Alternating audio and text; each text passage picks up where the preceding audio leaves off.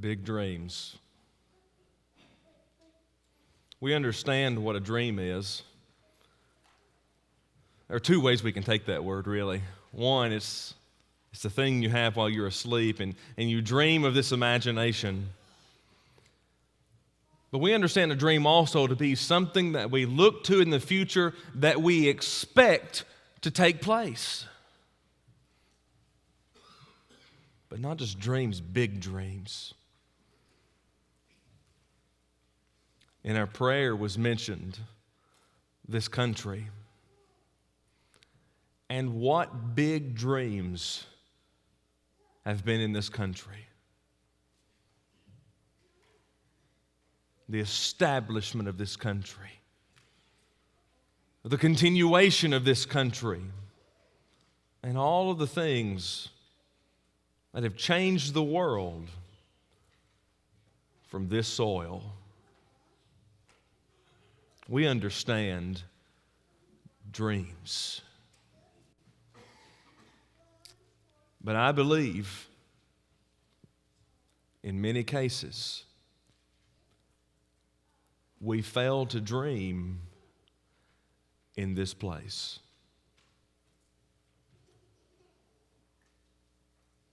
We fail to dream in this place. We must be a people who see the future. Now, I cannot tell you this morning that you will know when the Lord is going to return. I can tell you you won't know that. I cannot tell you this morning that you will know the depths of heaven, nor the lows of hell. I cannot tell you this morning which of your loved ones in the next 6 months will die. Nor can I tell you in the next 6 months of your loved ones in which will bring life into this great land. But we can dream. I want to share with you some dreams to give and serve as an illustration, to plant some things into your mind. And I pray you never forget them. Here is dream number 1. I dream of a time in which there is no empty seat in this building. Do you? But you see, that dream of mine goes even further than that. And I can see it right now. I see a balcony with no empty seats.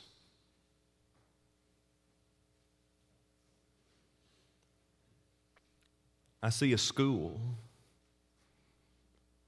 from kindergarten to 12th grade. It was a dream once of here. The inception of the summer Bible school program was to be a school. And I still see that dream. I see a dream of helping the brotherhood with something I've been dreaming about. A place in which people who have lost loved ones can come and rest. I see us expanding our TV networks. I see us doing great things. But you know what those things are right now? They're dreams. They're dreams. And there's something that we know about our dreams on this earth. Sometimes our dreams don't come true. You ever ask yourself why? Why do our dreams sometimes fall short of where we want them? If I were to ask you this morning, how many of you would love to see this place with no empty seat? Who would say no? If I were to ask you this morning, would you like to see a school that could greatly help our community and the cause of Christ? How many of you would say no? If I were to ask you, how many of you would like to see a place in which could help those who are hurting? How many of you would say no?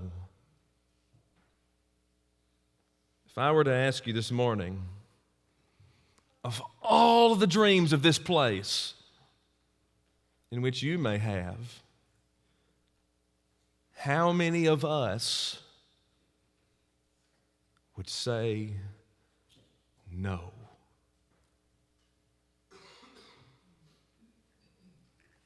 There's so much here in which could be said. But inside of these ideas of big dreams, and I want to tell you something before we move further. There's not a part of me, there is not a part of me that does not believe that we can do all of it. But there is all of me that stands before you this morning that says we can. But it cannot be the dream of one to make it come true. Inside of these dreams in which we can have, we have to understand it involves every person in this room. We have to understand, in the second place, it involves parents. And we have to understand, in the third place, it involves a word in which we've turned into a dirty word in the church, because when it comes up, I don't want to do that. Well, I have plans, and I want us, by the time we are done this morning, to realize that is the most ridiculous thing we've ever said, because it's just not true. You'll understand when we get there. Don't get mad at me yet. Big dreams involve the E word. It involves evangelism. Now, we'll talk about that, and you'll understand why I don't want to do that doesn't make sense. You'll understand why I already have plans is a fallacy. But this morning, I want you to dream with me. I want you to dream of me, with me, of a balcony that comes out to that second row of windows. I want you to dream with me of a school that can help a community who has a need. I want you to dream with me of a place that can help those who are hurting. And I want you to dream with me of us expanding every work we have. And I want you to dream with me and know, before we get started, that we can do it. But to do it, it involves every person in this room. If you remember to the gospel meeting recently with Gary Hampton, you'll remember that he talked about a sermon that was about stinky shepherds, dirty deacons, mad members, and I forgot the one about the preacher. But there was 4 of them. Well, I've taken that idea and adapted it into the all 4 planes in which we exist. This morning we exist in 4 different categories. We exist as children of God. We exist all in the same plane, but each of us fulfill different roles. There are 3 men that serve as elders. There are those here who serve as deacons. There is a preacher. You may like it, you may not like it, I don't know. And then there are members, of which we all are categorized. Let's take the first. In our big dreams, it involves everyone, and as we begin, it involves our elders. I do not break away in sermons many times to tell the elders what they need to do, but I'm going to break my rule, And I'm going to do that this morning to 3 men. And I want to say this to all 3 of you. Make your faith bigger. Don't be limited by time. Don't be limited by money. Don't be limited by numbers. But make your faith stronger. It's very interesting to me as you roll into Hebrews chapter 11, the chapter that's called the Hall of Fame of Faith. I want you to notice with me, this is for everyone, not just them. I want you to notice with me how that chapter starts, because we love to start in verse 4, by faith Abel. But we miss some people when we do that. Our elders must make their faith stronger. There's nothing that we cannot do. There's nothing that we cannot accomplish. And there's no place that we cannot go. Listen to Hebrews 11, 1 and 2. Now we know verse 1 very clearly. Now faith is the substance of things hoped for, the evidence of things not seen. We get it. We understand faith. We've heard the sermons. Look at verse 2. For by it the elders obtained a good report. How many times have we passed by as individuals and as a group of people, Hebrews chapter 11, verse 2, and missed a key fact?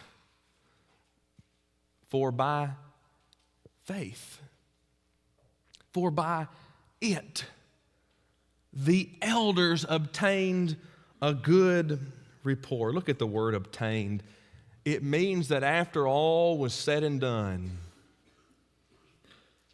they were faithful. It means that after all was said and done, we use this phrase, they reached for the stars. It means that after all was said and done, they led God's people. I know that I do not have to stand here this morning and tell our 3 elders. And I know you, as you are a member here, do not have to go to the elders individually and say, here's what you have to be doing, because we know they know that. But we have to be a type of people who encourage our elders to have great faith. A faith that will never say, we can't do that. A faith that will never say, we've tried that before and it didn't work. A faith that will never say, it's not possible. One of my favorite hospitals to visit has upon their wall, and right now as a banner, for with God all things shall be possible. It involves everyone, and it involves our elders having the faith of Hebrews 11, verse 2. Our deacons are very important men. And in 1 Timothy chapter 3, verse 10, we learn something about the deacon. We learn that they must be people who are proved and who are tested. Those 2 words are very interesting in that particular passage. The word proved, let me correct myself, proved and used. The word proved there is a word that directs our minds into the idea that they have been tested in their lives. If you look at 1 Timothy chapter 3 and you look down to verse 10, you're going to notice this passage. And let these also be first proved, and let them use the office of a deacon, being found blameless. Look at these 2 words, proved. They're tested. They're worth their work. They can do it. They meet the qualifications. But now look at the second word, used. And let these also be proved. And let them use the office of a deacon, and let them use. It's interesting.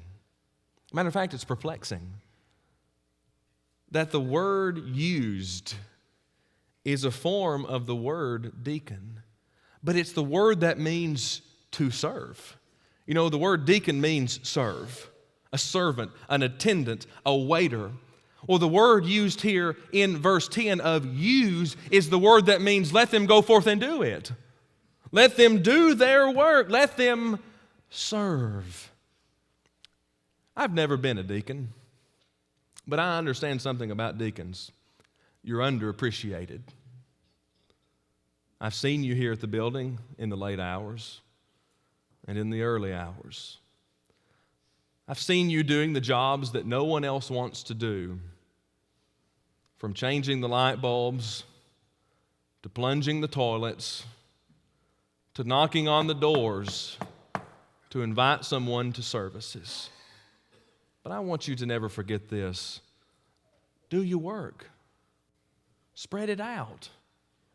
Don't try to knock it all out at once. Don't overburden yourself. Spread it out. Get it accomplished. Finish your goal. The word used, complete it. And thus we can understand our dreams. We have to complete our works. Then there's the preacher. Now, isn't it interesting that I'm here and you're there? And for this moment, I wish I could be there and you could be here. In 2 Timothy 4:5, a beautiful scene is found of the minister of the gospel. And it has become one of my favorite passages of Scripture. But watch thou in all things, endure afflictions, do the work of an evangelist, make full proof of thy ministry.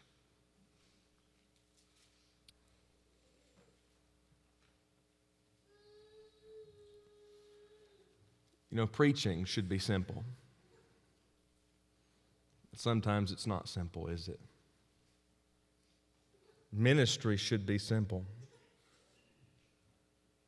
But sometimes it's not simple.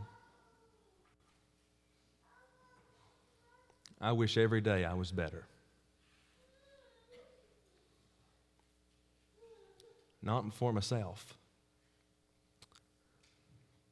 but because of what happens in 2 Timothy 4, verse 5. But watch thou in all things. But watch thou in all things. Endure afflictions. Do the work of an evangelist. Make full proof of thy ministry. I wish every day that I could, in every facet of life, watch. The word watch here means attend. I wish every day I could attend to everything that came up in the day. Make full proof is a word that means carry out. Finish the work. The word ministry at the end means service. Finish your service. I wish every day I was better. And I try every day to be better. But I understand something. I understand, as you understand, we're all in the same boat. I understand that our elders have said the same things. I understand that our deacons probably feel the same way. And if I have it right, you probably feel the same way too, don't you? Members, this hits me first.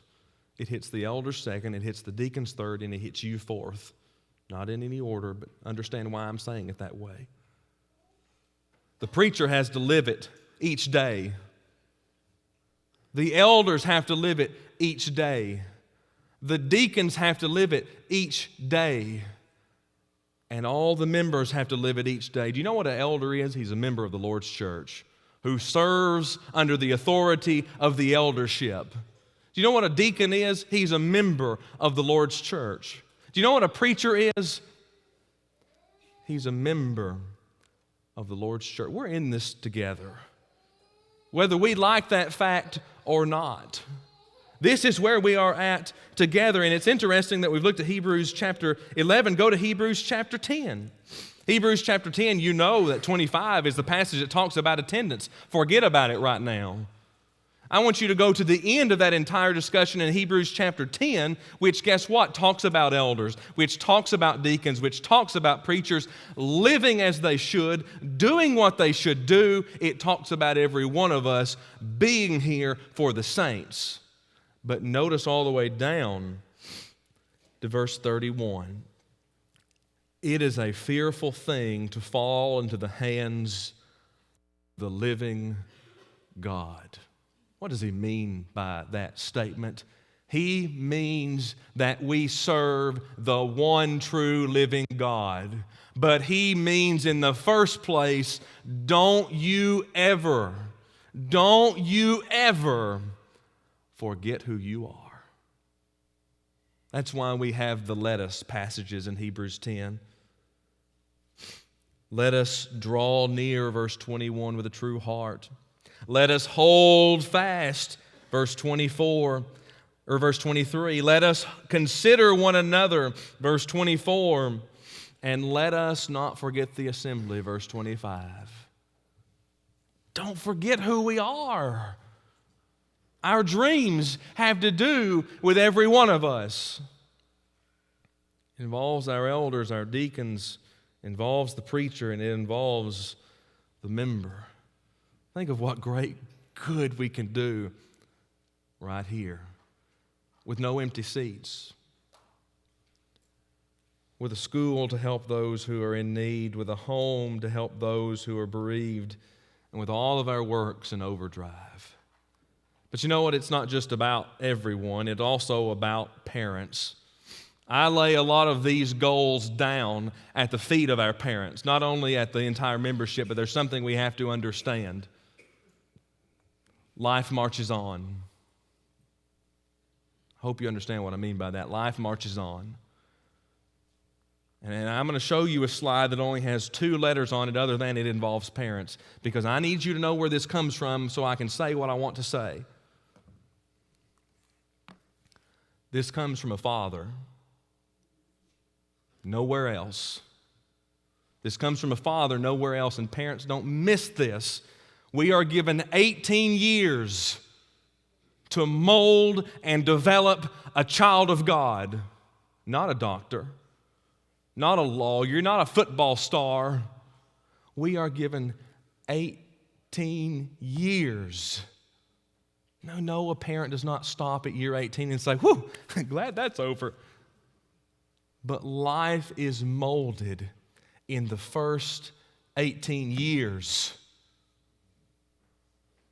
That's all we have. That's what we're given. And as I see some of you rocking children right now, it brings tears to my eyes. Because some of those years are already gone.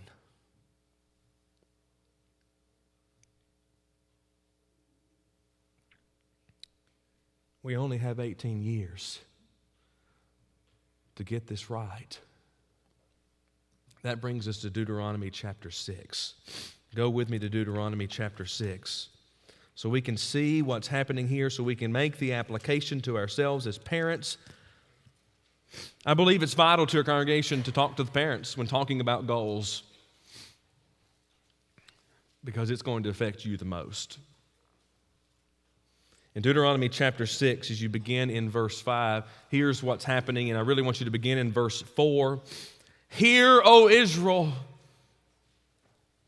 the Lord our God is one Lord. And thou shalt love the Lord, and thou shalt love the Lord thy God with all thy heart, with all thy soul, and with all thy might. Look at verse 6.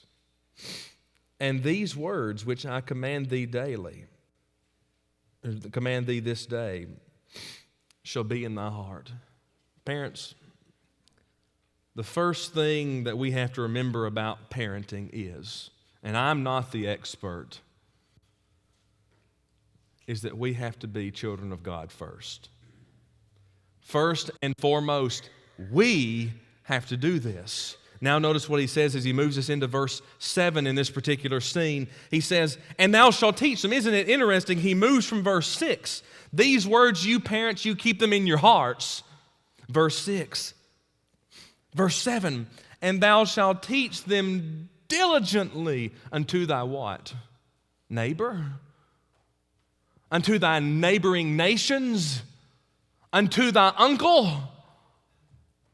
And thou shalt teach them diligently unto thy children.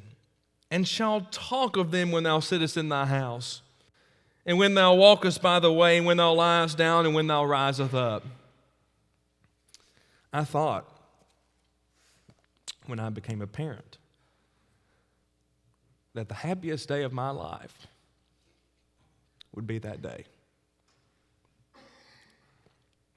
I've since learned I was wrong. It happened this morning. We pull through the stop sign. Yay! We get to the one right by the sign. Yay, church!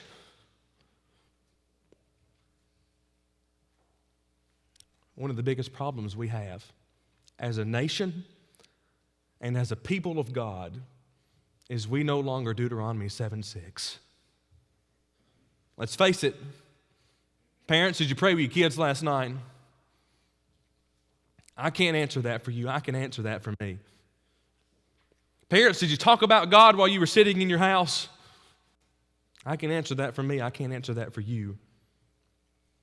When you rose up this morning, did you talk about God?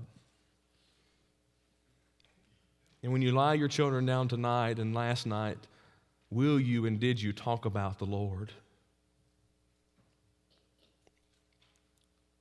It's our greatest obstacle. Look at verses 8 and 9. He continues the thought and tells them how it should be. You shall bind them for a sign upon thy hand. Why? So everywhere you go, you don't forget. Why? Your children's souls are at stake. Your soul is at stake. It'll be as frontlets in thy eye. When you close your eyes, he says, all you will see is my words.